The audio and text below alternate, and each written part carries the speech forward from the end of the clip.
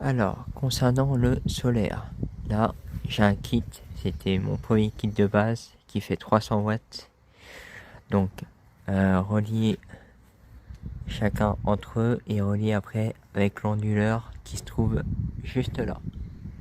Voilà, donc là il est en production.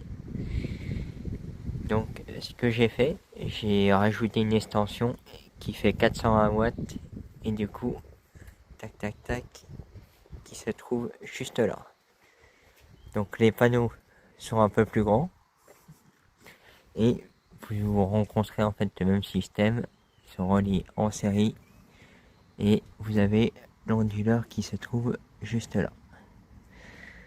Donc après vous avez votre production solaire qui est réinjectée sur une prise.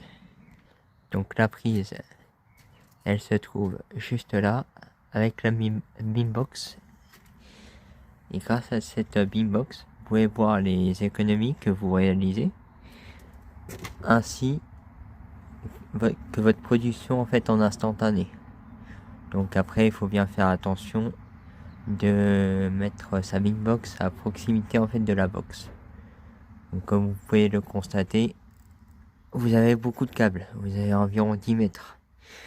Donc ça vous laisse assez de mou pour l'emmener à votre box. Concernant le solaire et l'éolien, je trouve que les deux se complètent. On a une meilleure production au niveau solaire parce que je n'habite pas par exemple en bord de mer où vous avez beaucoup plus de vent.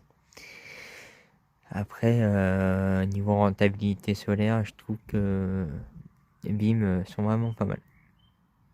Voilà. Je trouve que l'interface de l'application elle est assez bien faite et que les branchements sont très très simples. Après, vous avez en fait, vous collez vos 4 patrons et tous les perçages, les pré-percements en fait sont inclus sur le patron. Donc vous pouvez pas vous doper au niveau des percements.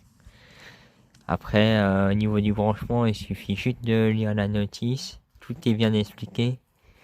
Vous pouvez pas le brancher à l'envers. D'accord, il y a un sens pour brancher les connecteurs. Donc voilà. Que dire de plus, c'est un bon investissement. Puis vous n'en avez pas pour 30 000 euros, quoi. Après, en cas de tempête, en cas de tempête de sable, comme on a connu avec le sable du Sahara, là, vous pouvez facilement accéder à vos panneaux, leur mettre un coup de lavette ou autre, et puis après, avec la pluie, ça s'en ira tout seul. Voilà.